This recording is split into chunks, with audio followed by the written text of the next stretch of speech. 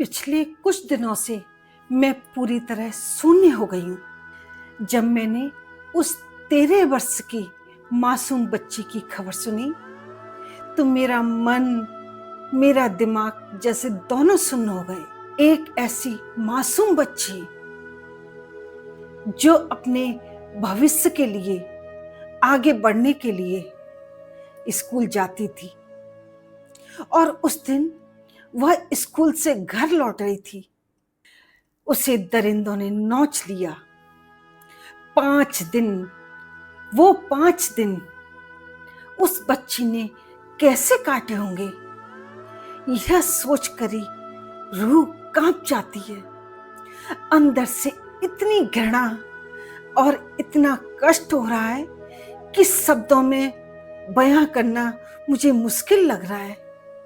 मेरा मन बार बार यही पूछ रहा है, क्या हम किसी ऐसे समाज में जी रहे हैं जहां एक बेटी की सुरक्षा का कोई मोल नहीं है? इस घटना ने मुझे हिलाकर रख दिया है। इसलिए आज मैं अपनी भावनाओं को काबू में रखकर इस कलयुग की सच पर बात करना चाहती हूँ। इतिहास कभी मरता नहीं है, वह केवल अपनी पोशाक बदलता है। आज से हजारों वर्ष पहले द्वापर युग में हस्तिनापुर की उस भरी सभा में जो चीख गूंजी थी, क्या आपको लगता है वो चीख शांत हो गई है? नहीं, वो चीख आज भी गूंज रही है। हमारे पड़ोस में, हमारी बसों में, हमारे दफ्तरों में और शायद कभी कभी हमारे खुद के बंद कमरों में।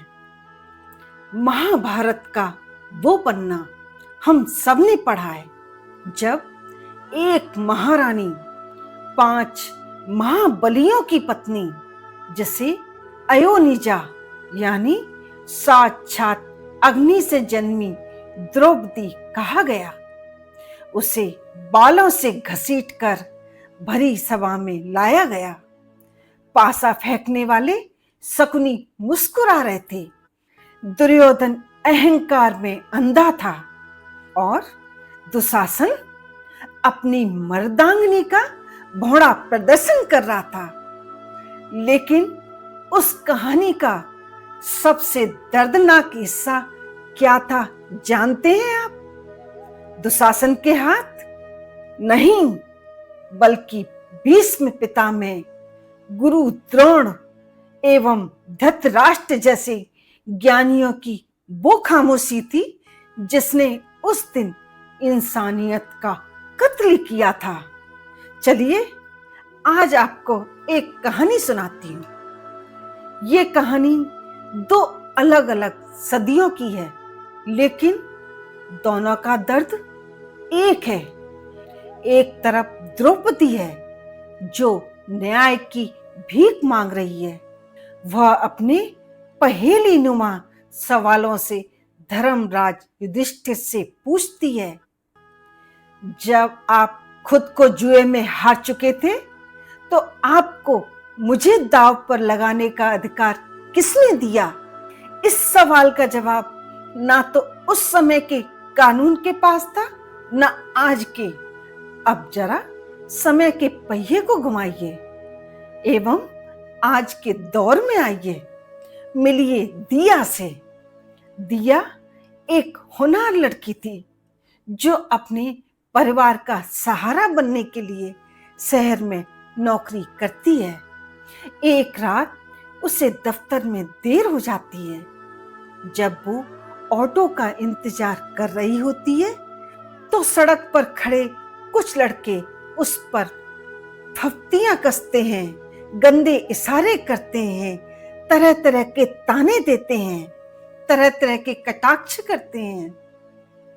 और दिया डर के मारे अपना दुपट्टा कसकर लपेट लेती है। उस पल में दिया का वो दुपट्टा समेटना हस्तिनापुर में द्रौपदी के अपने वस्त्र को बचाने की कोशिश करने जैसा ही था। डर वही था, बेबसी वही थी।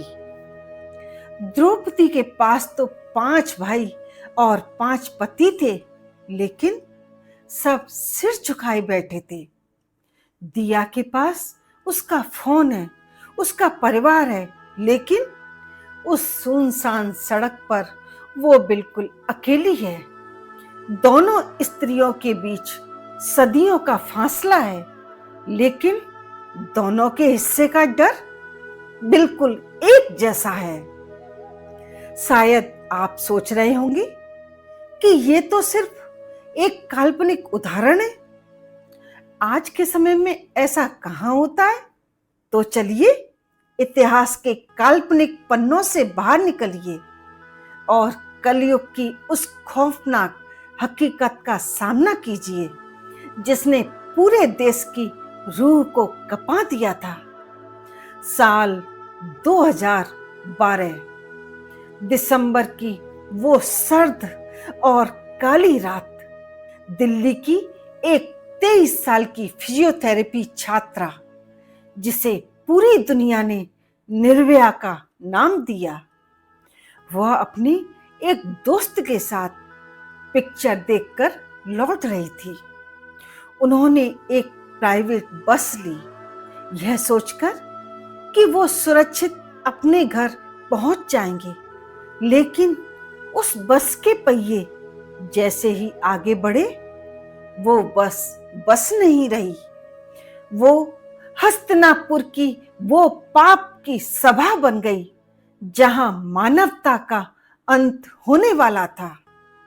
उस चलती बस के अंदर उन दरिंदों ने जो किया वह सिर्फ एक अपराध नहीं था, वह इस देश की हर स्त्री की आत्मा पर किया गया प्रहार था। वह कलयुग का सबसे क्रूर चीरहरण था। कोई कृष्ण नहीं आया, कोई चमत्कार नहीं हुआ। उस मासूम को अधमरी हालत में फेंक दिया गया। हस्तिनापुर की वो खामोशी कलयुग की सड़कों पर वैसी ही जिंदा थी।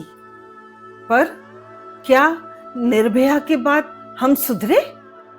आज राजस्थान की एक 13 वर्ष की बच्ची की खबर सुनकर रूह कांप रही है। स्कूल से लौटती बच्ची को ऑटो वाला घर नहीं बल्कि हैवानों के होटल में सौंप देता है।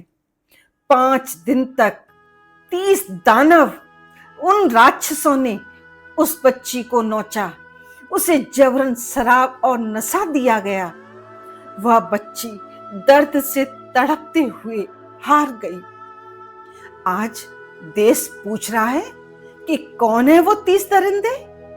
उनकी पहचान और जाति क्यों छिपाई जा रही है? क्या हमारा कानून इतना सड़ा गला है कि एक मासूम की चीखें भी सिस्टम की फाइलों में दबकर रह जाएंगी? एक इकलौती बेटी के माता पिता की जिंदगी तो उसी दिन समाप्त हो गई। पर क्या उन हत्यारों को सजा मिलेगी या फिर तारीख पर तारीख का तमाशा ही चलता रहेगा? निर्भया जैसी उस मासूम बच्ची जैसी कई बेटियां अपने पीछे सुलगते हुए सवाल छोड़ गई हैं। हम हर साल देवियों की पूजा करते हैं, लेकिन घर से बाहर निकलते ही हमारी नजरें बदल जाती हैं। जब द्रौपदी का चीरहरण हुआ तो उसने भीष्म पितामह और धृतराष्ट्र की तरफ देखा था कि शायद ये ज्ञानी लोग कुछ बोलेंगे।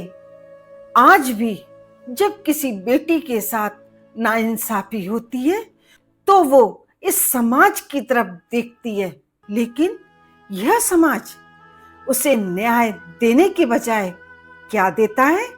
तुम ही इतनी रात को बाहर क्यों गई थी? तुमने ऐसे कपड़े क्यों पहन रखे थे? तुमने ऐसा क्यों किया? तुमने वैसा क्यों किया? दुशासन और दुर्योधन पर उंगली उठाने के बजाय यह समाज आज भी अपनी उंगली द्रौपदी पर ही उठाता है। लेकिन इस कहानी का अंत रोने या हार मानने से नहीं होगा। द्रौपदी सिर्फ आंसू बहाने वाली स्त्री नहीं थी, वह प्रतिशोध की ज्वाला थी।